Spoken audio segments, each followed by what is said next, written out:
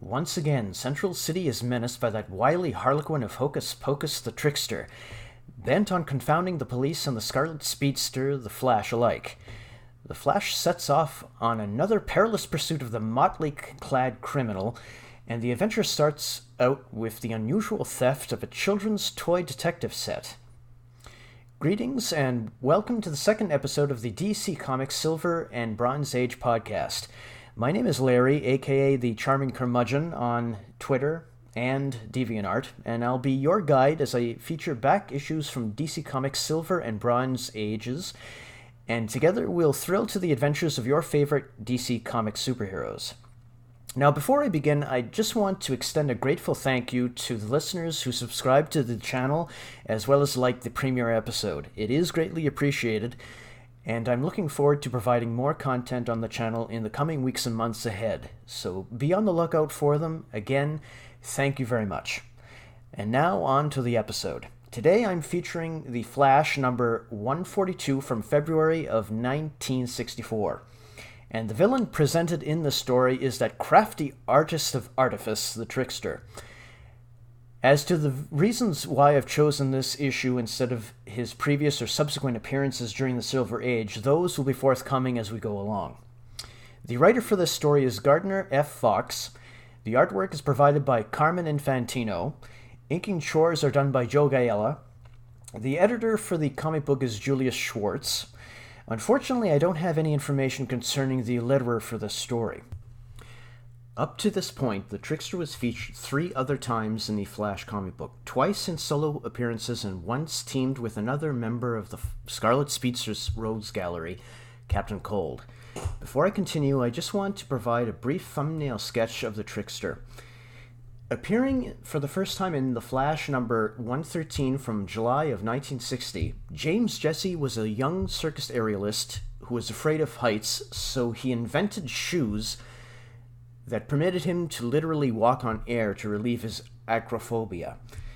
After his fame grew performing complex aerobatics on the high wire, Jesse decided that his mundane celebrity was not enough, deciding to pursue a life of crime, and invented the motley-clad persona and weaponry of the Trickster. During his first appearance, his plans were thwarted by the intervention of the Flash, and soon afterward, James Jesse became one of the Scarlet Speedster's most crafty and daring foes. The story starts off with the Trickster stealing a toy detective set from a young boy named Bobby, who happened to be neighbors with Iris West, the fiancée of Barry Allen, police scientist and secretly the Flash. The motley-clad monarch of mischief then adapted the various items from the detective kit to turn them into uncanny weapons to help him commit a series of tricky crimes, including robbing the payroll of a factory and the theft of a valuable diamond from a diamond-cutting plant. The Flash soon intervenes, but is thwarted from keeping on the Trickster's trail, using the gimmicked items from the stolen detective set. At one point, the Trickster is fleeing into the air after a successful robbery, but the Flash goes chasing after him. The wily criminal takes out a clay pipe from the toy set and starts blowing bubbles, solid enough to walk on them as stepping stones in the hopes of making his getaway. The Flash tries to follow suit, setting foot on the bubbles, but they burst after he steps onto them, causing him to fall from the great height to the streets below. However, the Monarch of Motion saves himself from certain death. After causing a brief rainstorm using silver iodide to seed the air to mask his escape, the Trickster departs, leaving the Flash with a note inside a bubble, boasting about the theft of the diamond he recently stole. Remaining steadfast in his hunt for the elusive Trickster, the Flash encounters the wily crook again, this time foiling attempts to escape by means of a quick-drying cement and a spray of slippery oil to thwart the Scarlet Speedster. The Flash finally catches up to the Trickster with a prepared trick of his own, then slaps on a pair of plastic handcuffs from the toy detective set to finally capture his adversary. I must say, this issue of The Flash features, in my view, one of the most spectacular battles the Flash has had with the Trickster during the Silver Age, judging by the number of different and crafty devices the sly crook used to frustrate his super-swift foe.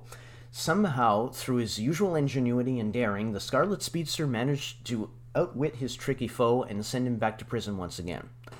For a few moments, I'd like to spotlight a noteworthy similarity between the Trickster, a member of the Flash's Rogues Gallery, and a number of DC Comics' malevolent masters of mischief, the Joker.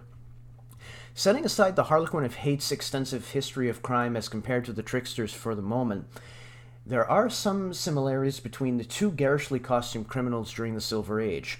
Both employ tricky devices and gadgets to confound their mutual adversaries. They use disguises and false fronts as a means of outwitting the heroes battling them, and at times, they take immense pleasure in trying to humiliate their arch-foes publicly. It could be said both villains shared the sense of madcap humor in their criminal activities. It has been blatantly apparent the Joker's initial psychopathic tendencies during the 40s were greatly toned down during the late 50s and into the 60s, where defining character traits were introduced during the Joker's Silver Age madcap adventures such as lethal joy buzzers, acid-squirting flowers, trick guns, and goofy, elaborate crimes, making him on par with his fellow mischief maker, the Trickster. However, those comparisons apparently end when faced with the startling fact of the Joker's perpetual and dangerous insanity, specifically in his later career during the Bronze Age. It wasn't until 1973 when writer Dennis O'Neil and artist Neil Adams in Batman number 251, titled The Joker's Five-Way Revenge, returned the Harlequin of Hate to his darker, more sinister roots, making him once more an impulsive, murderous lunatic bent on matching wits with Batman. The Trickster, in contrast, is not guided by the impulsiveness of insanity, nor by any other psychopathic inclinations. He simply seeks out fame and fortune through crime and a chance to outwit the Flash at the same time, not necessarily to seek out the opportunity to outright kill the speedster. And I believe the same could be said for most of the other villains in the Flash's Rogues Gallery as well. There seems to be a grudging respect that's built between the Rogues Gallery members and the Scarlet Speedster. There's another curious aspect of this story that I want to touch on for a moment, if I may, and that has to do with a rather interesting little incident between Iris West and her fiancé, Barry Allen. Barry arrives at Iris's apartment, ready to take her out on another of their frequent dates, and to her surprise, he actually shows up on time.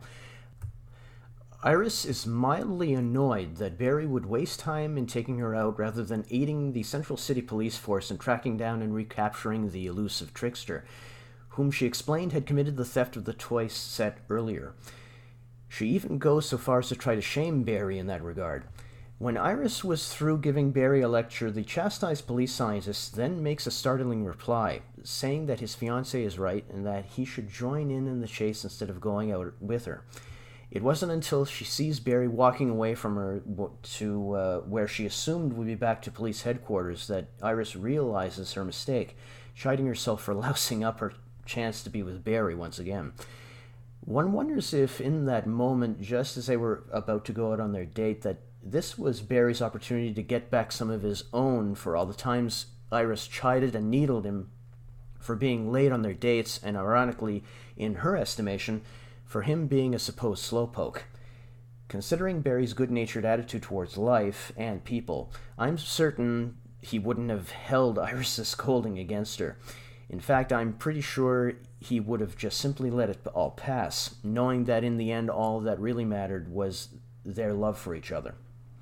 Funny enough, it wasn't until much later, when the couple were finally married, that Iris realized that Barry and the Flash were one and the same, when during their wedding night, he had accidentally talked in his sleep about his dual identity, effectively revealing his secret identity to her.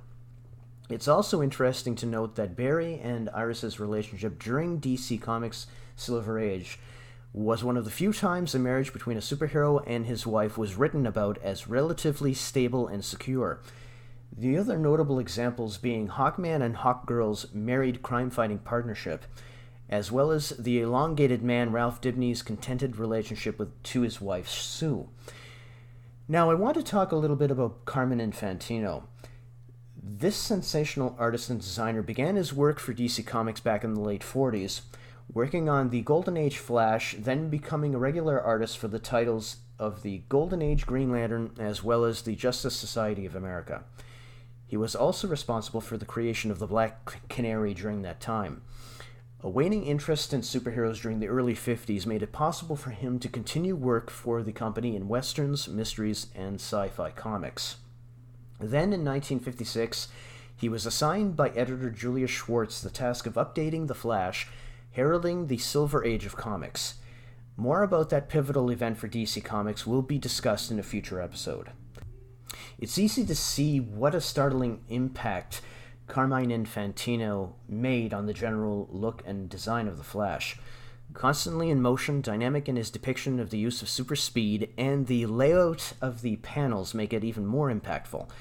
Never settling for a simple four-square panel layout on the page.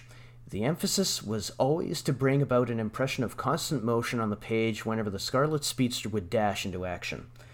Infantino's regular inkers during his art career in DC Silver Age were Joe Giella, Murphy Anderson, and Sid Green, and in Flash 142, Giella's workmanship solid inks are in evidence. It has to be said that as much as I enjoy Carmine Infantino's art style, various examples during DC Silver Age show that when he does solo assignments with no inker other than his own lines, he tends to go a bit too liberally on the scratchy side for my liking, so I tend to enjoy his art when it's inked by others. While Joe Giella does a serviceable job with the inking chores for many of Infantino's Flash stories, in all honesty, I much prefer Murphy Anderson's work, bringing a consistent fluidity to Infantino's pencils, despite being given sporadic assignments to complement Infantino's pencils. Much as, like, Curt Swan is the definitive artist for Superman, and likewise Gil Kane is the go-to penciler for Green Lantern, I think Carmine Infantino is the perfect artist for The Flash, combining imaginative style with engaging layout design to make every Flash adventure something memorable. Before we head to the end of this episode, I want to highlight some notable events which happened during February of 1964. Could it be there might be a pattern developing for events happening in February in any given year? Hopefully on the next episode of the podcast, we'll get to feature another month entirely. At any rate, here is the rundown of events. February the 1st, the first commercial Boeing 727 flight is made as Eastern Airlines Flight 638 departed Miami at 8:30 a.m. on a flight to Washington, D.C.'s Dulles Airport and a final arrival at Philadelphia. Also on the 1st, the Beatles vaulted to the top spot in the U.S. singles charts for the first time with I Wanna Hold Your Hand, starting the British invasion of the United States. February the 6th, the governments of the United Kingdom and France made simultaneous announcements in London and Paris that they had reached an agreement for construction of the first railway tunnel underneath the English Channel. On the 9th, the 1964 Winter Olympics ended in Innsbruck, Austria. In the final event held before the closing ceremony, Toralf Engen of Norway won the gold medal in the final event, the 90-meter ski jump. The night before the closing ceremony, Ute Gahler, a member of the women's luge team of East Germany, traveled 25 miles to Austria's border with West Germany, then crossed over and defected. On the 10th, the U.S. House of Representatives voted 290 to 130 to approve the Civil Rights Act of 1964, the most comprehensive civil rights legislation in the United States since the Reconstruction era. On the 12th, police in Buffalo, New York, rescued a radio station worker who had inadvertently found himself the butt of jokes as a prisoner in a Chinese fortune cookie factory. Robert Grove had contracted with a bakery owned by Philip Leung to buy 150,000 cookies for a promotion and was touring the factory when it closed early for the Chinese New Year celebration. On the 18th, in a symbolic but inconsequential punishment to stop nations from trading with the communist government of Cuba, the United States halted foreign aid to the United Kingdom, France, and Yugoslavia.